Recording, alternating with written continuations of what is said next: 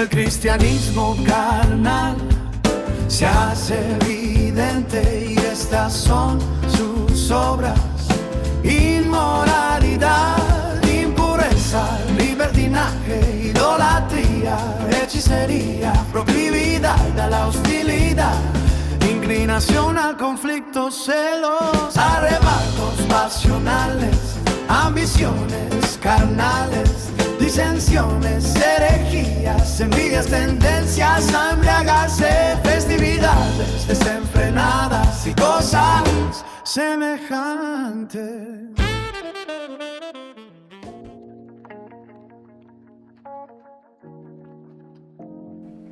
A veces me topo en la Biblia con asuntos difíciles de mencionar. A veces porque en la iglesia hay niños o jovencitos que me escuchan y me angustia mencionar algunas cosas delante de ellos. Pero la misma Biblia nos exige ser enseñada a nuestros hijos. Quizás por esa angustia fue que la iglesia histórica, la iglesia en su caminar por el tiempo, le surgió la idea de separarlos por edades y de poner a los niños a escuchar historias simples o incluso a pintar, mientras los adultos escuchaban asuntos más serios. Y lo he intentado, pero siempre cargando una angustia mucho más grande en el pecho, porque esa idea de grupos homogéneos no es bíblica. Cuando hemos separado los niños de los adultos, tratamos de mantener una agenda, que ellos y nosotros caminemos los mismos temas. Pero en la historia de la Iglesia de Cristo, lo que comenzó con un vamos a separarlos por edades, se convirtió luego en un vamos a separarlos también por género. Acá los hombres, acá las mujeres, acá los niños, acá las niñas, y ahora ya hasta tenemos al interior de la Iglesia del Señor cierto tipo de clubs elitistas, clubs que llamamos grupos de profesionistas o de hombres de negocios o de posgrado. Grupos que por supuesto separamos de los, digamos, hombres ordinarios. Esto contradice lo que la Biblia enseña sobre la iglesia, que está formada por hombres y mujeres de todas las épocas, de todas las edades, de todas las razas, de todas las lenguas, de todas las culturas, de todas las apariencias, de todas las condiciones de salud, y juntos se edifican unos a otros. Y la voz de uno no es inferior a la de otro. Y entonces, cuando al estudiar la Biblia debemos tratar asuntos difíciles porque hay niños o jovencitos, debo confiar en ustedes, los padres, las madres, los mayores, que sabrán explicarle ciertos detalles a sus hijos en el sentido de la Biblia, en el contexto de cada uno de ellos. Pero hay asuntos difíciles. Y hay asuntos que me angustia al solo pensar que los debo mencionar frente a mujeres, por ejemplo. Porque hay temas en los que he sido claro y hasta crudo hablándolo con los hombres, pero debo pensar cada palabra, cada término, cada frase al mencionar los temas frente a alguna mujer. Creo que me entienden.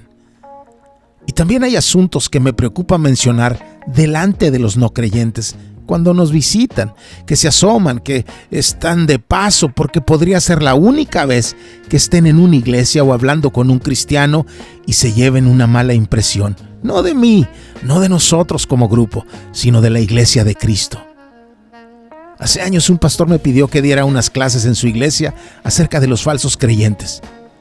Pero ya cuando me pasaban el lugar, todos los que habían tomado el micrófono antes que yo habían sembrado la idea de que la iglesia estaba llena de hipócritas y mentirosos. Sé que los hay. Sé que la cizaña crece entre el trigo, pero también hay trigo. Y por amor al trigo, no tiramos patadas a la cizaña. Y les repito, estaban hablando desde el micrófono, al oído de los vecinos, de la gente de afuera. Hay temas difíciles de estudiar y tenemos que ser cuidadosos. Y a eso se agregan preguntas, por ejemplo, ¿por qué importa estudiar la carne?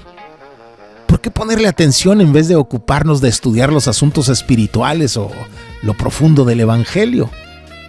Porque la Biblia toma tiempo para hablarnos de ello. Y si en la Biblia se menciona un tema, entonces eso es un asunto que debemos enseñar. A lo largo de esta serie ya he usado la frase: la carne quiere lo que la carne quiere. voy a tratar de explicarles algo de esa frase que es de mucha importancia. En la Biblia hay un personaje que Juan llama Anticristos, traducido como Anticristo. Un personaje al que Pablo llama el hombre de pecado. Vayan estableciendo la conexión entre ese ser despreciable y lo que la Biblia enseña sobre el espíritu de él, es decir, sobre esa cultura que comparte los rasgos de él.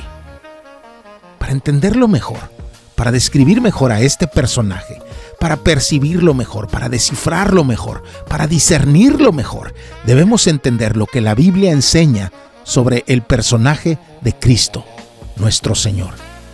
Porque la palabra anticristo está formada por dos términos. Uno es Cristo y el otro es anti. Este último lo hemos usado muchas ocasiones, como cuando decimos es que alguien es muy antipático o muy antisocial. Decimos, este es un dispositivo antirrobos, este sartén es antiadherente, esta pintura es anticorrosiva. En la época de COVID hablábamos mucho del antibacterial, del antivirus. Al rato mi hija menor se la pasará hablando de antibióticos, antihistamínicos, antidiuréticos, antiinflamatorios, etc. El prefijo anti se utiliza para algo que se opone a otra cosa, y ese es el principal entendido que muchos le dan al término anticristo, alguien que se opone a Cristo, como un contracristo, alguien contrario, alguien opuesto. Pero ese no es el significado completo del término griego anti. Sí, anti significa algo que se opone a, pero no necesariamente es algo diferente a. Es decir, no estamos hablando de algo que se nota, que es lo contrario de lo otro. No es como distinguir la luz de la oscuridad o lo blanco de lo negro. Anti también incluye la idea de algo que está en lugar de otra cosa. Por ejemplo, antifaz, algo que ocupa el lugar de la faz, del rostro, que lo cubre, que se antepone.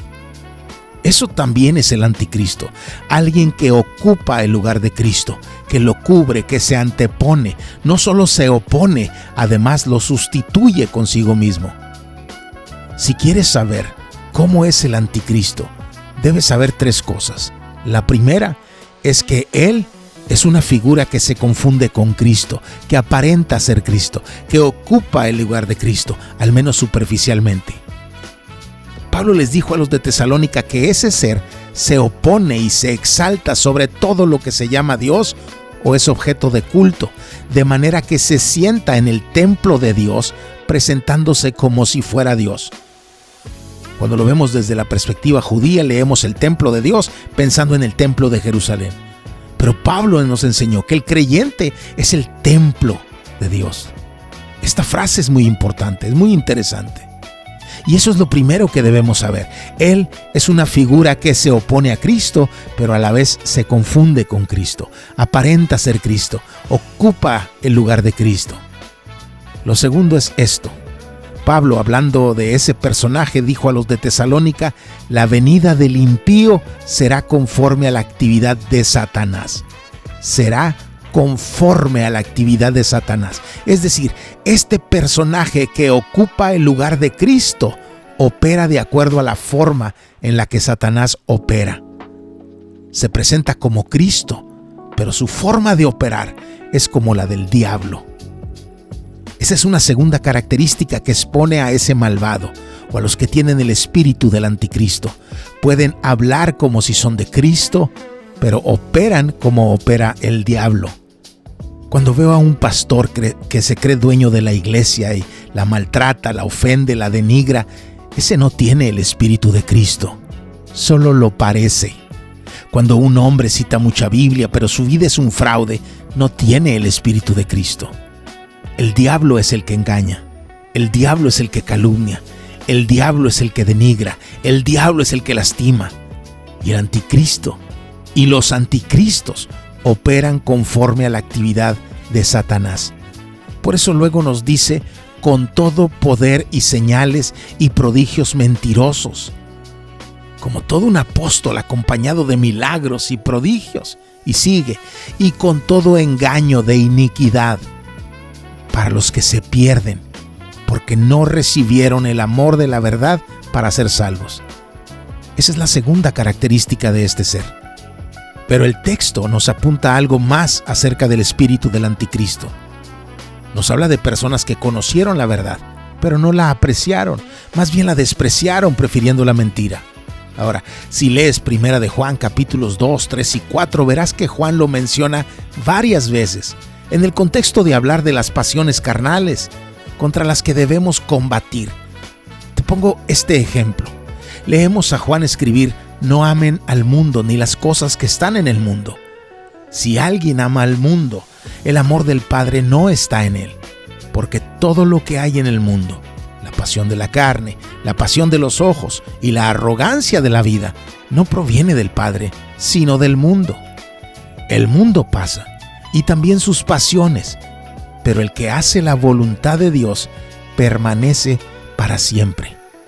Juan nos llama a no poner nuestro corazón en las cosas del mundo. Y luego, inmediatamente después, le leemos escribir: hijitos, es la última hora, y así como oyeron que el anticristo viene, ya viene la hora de su futura aparición pública. Pero mira lo que sigue: también ahora han surgido muchos anticristos. Han surgido, algo que ya sucedió, no solo algo que esperamos en el futuro. Esto aquí ya es parte de nuestra historia. Han surgido muchos anticristos, por eso sabemos que es la última hora. Ellos salieron de nosotros, pero en realidad no eran de nosotros, porque si hubieran sido de nosotros, habrían permanecido con nosotros. Pero salieron a fin de que se manifestara que no todos son de nosotros. La tercera característica que debes entender acerca de ese personaje, el anticristo como lo llama Juan, o el hombre de pecado como lo llama Pablo, es que es tan cercano al cómo opera Satanás como lo es al cómo operan las pasiones carnales. Esa es la razón del por qué lo menciono ahora que estamos estudiando acerca de ellas. La cultura del anticristo, el espíritu del anticristo, está inmerso en eso que hoy llamamos cristianismo carnal. Por eso Juan, hablando de los anticristos, entre comillas, que eran como versiones menores de el anticristo, dice: ellos salieron de nosotros, pero en realidad no eran de nosotros. Es decir, estaban aquí entre nosotros, pero no eran de nosotros. Estaban, pero no eran. Ahora, quiero invitarte a escuchar esta canción para después cerrar lo que quiero decirte el día de hoy. La venida de nuestro Señor Jesucristo y nuestra reunión con Él no vendrá sin que primero venga la apostasía y sea revelado el hombre de pecado,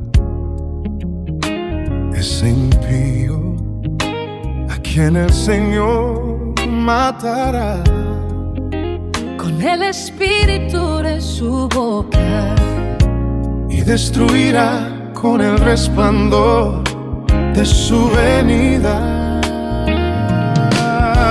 Pero el Señor mismo descenderá del cielo con voz de mando, con voz de arcángel y con la trompeta de Dios. Y los muertos en Cristo se levantarán primero. Entonces nosotros son los que estemos vivos y que permanezcamos. seremos arrebatados juntamente con ellos en las nubes, al encuentro del Señor en el aire. y así estaremos con el Señor siempre.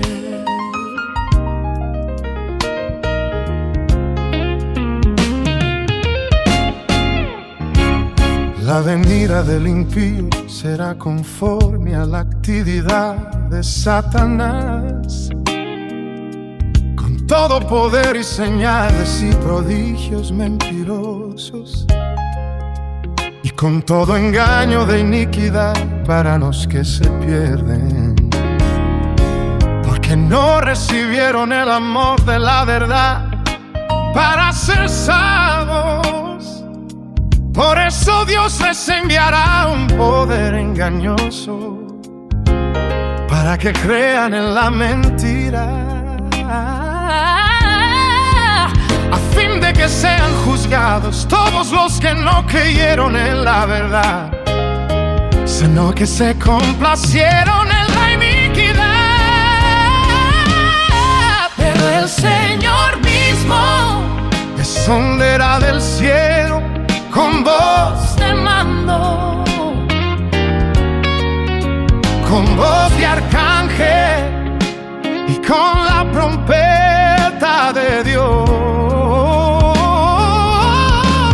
Y los muertos en Cristo se levantarán primero.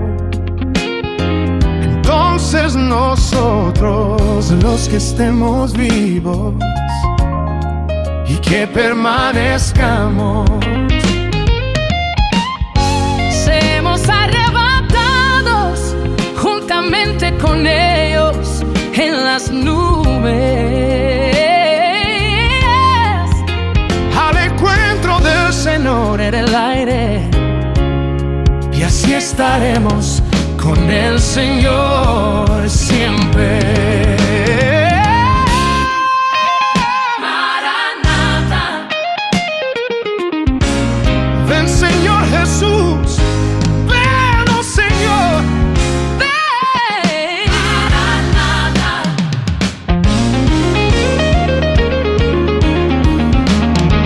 pero el Señor mismo descenderá del cielo con voz te mando, con voz de arcángel y con la trompeta de Dios. si los muertos en Cristo Se levantarán primero, entonces nosotros, los que estemos vivos y que permanezcamos, seremos arrebatados juntamente con ellos en las nubes, al encuentro del Señor en el aire, y así estaremos con el Señor siempre.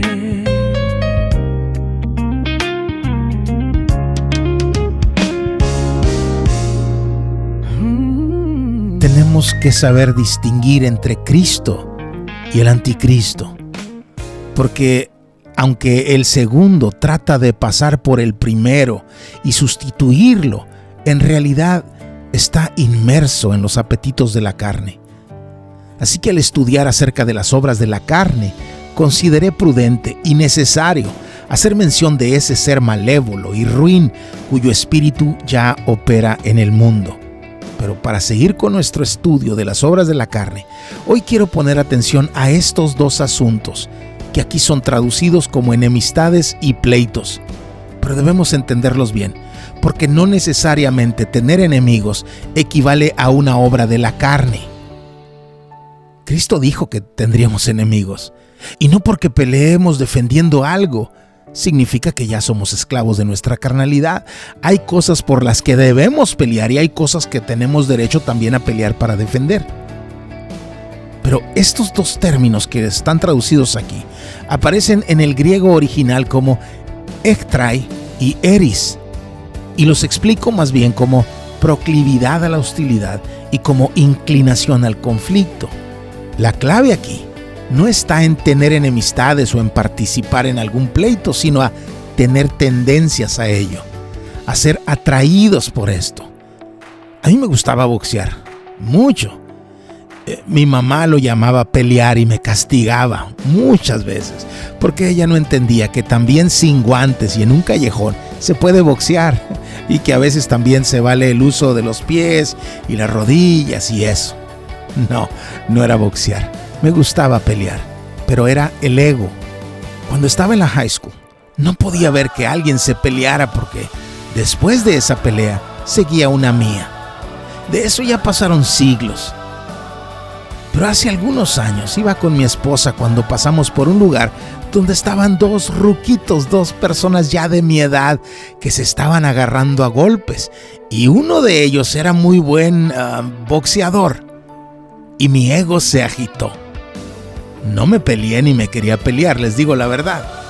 Pero quería bajarme del carro y caminar hacia aquel que se notaba que sabía lo que estaba haciendo y ponerme de acuerdo con él para ponernos los guantes, porque tengo 2 pares de guantes de boxeo. Me he rehusado a tirarlos desde hace siglos porque el box es deporte, ¿no?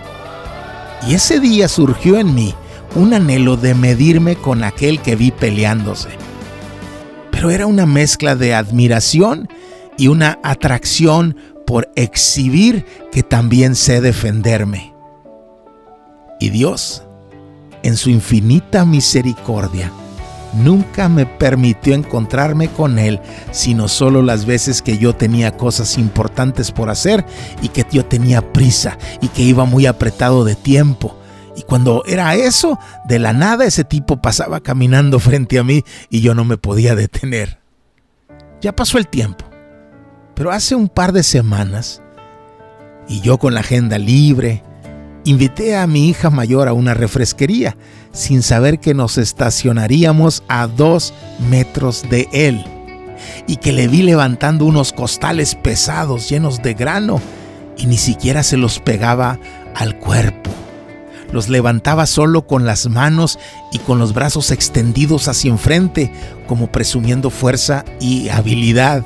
Y vino un pensamiento a mi mente y le dije a mi hija, no, ya no quiero dolor nomás porque sí. Y mi ego en ese momento sufrió una fractura, otra más, y ya son muchas, porque a Dios le gusta ayudarme a quebrarlo, y en su gracia me condujo a quebrarlo sin necesidad de salir físicamente adolorido. Pero esa proclividad, ese deleite, esa atracción por la violencia, por el caos, por el conflicto, la entiendo bien y me ha acompañado por mucho tiempo a lo largo de la vida. Mi esposa tuvo que soportar desde que éramos novios que yo me bajara del carro a abrir puertas, a querer sacar personas solo porque me gritaban o me manoteaban. Y mi ego no quería que alguien actuara así frente a mí o frente a gente que me conocía. Una vez un primo y yo nos hicimos arrestar porque se nos hizo muy chistoso azotarle una puerta de madera a un policía. Nos encerraron en los baños de lo que ese entonces era la judicial del estado y nos agarramos a golpes contra quien se acercara de los judiciales. Obviamente no ganamos. Salimos molidos a macanazos y patadas, pero nos dejaron ir porque no había orden de arresto y no había cómo justificar la condición en la que nos dejaron. Pero salimos alegres, no podíamos ni caminar, no nos podíamos ni doblar, íbamos apretándonos las costillas, no podíamos ni siquiera reír, pero íbamos felices porque eso nos alimentaba. Y cuando el Señor me salvó, esa fue una de las áreas en las que más conflictos tuve para ceder. Verás, de niño me hicieron mucho bullying y encontré en los pleitos la forma de ganarme el respeto, entre paréntesis, y miedo, y terminar para siempre con el bullying. Por eso peleaba, porque no quería ser víctima de maltrato, quería que todos supieran que yo ya no me iba a dejar. Y tenía cómo justificar emocionalmente. Hasta que el Espíritu de Dios me arrinconó. Y un entonces predicador, y hoy pastor de una iglesia local y amigo a quien quiero mucho, me dijo, defínete. No puedes ser luz y tinieblas. No puedes ser fuente de agua dulce y amarga al mismo tiempo. No puedes servir a 2 señores, defínete. Por eso ahora quiero voltear contigo y decirte, defínete.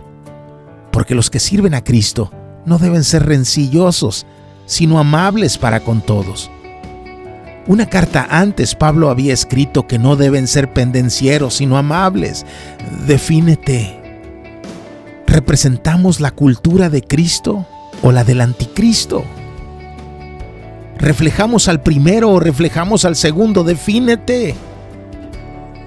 Claro que podemos defendernos y defender a nuestra familia y nuestras posesiones, pero siempre y cuando con ello no denigremos el carácter de Dios o ensuciemos el testimonio de Cristo. Defínete. A veces el anti va a querer disfrazarse como si fuera nuestro Señor y hablar a nuestro ego, ministrarle, entre comillas, diciéndole que lo que hacemos es correcto. Pero ya sabes cómo opera ese ser. Ya debes reconocer su cultura, por eso quería hablar de ella, para que no seas atrapado o conducido por ella. La palabra nos llama a ser amables unos con otros, misericordiosos, perdonándonos unos a otros, así como también Dios nos perdonó en Cristo. Eso anuncia mejor al Evangelio y a la gracia cuando le exhibimos. ¿Representamos al Señor o representamos al inicuo aquel? Defínete. No seas enojón, el que sirve al Señor no puede ser peleonero, sino amable para con todos. Un mandamiento nuevo nos han dado, que nos amemos los unos a los otros, que en eso conocerán que somos discípulos.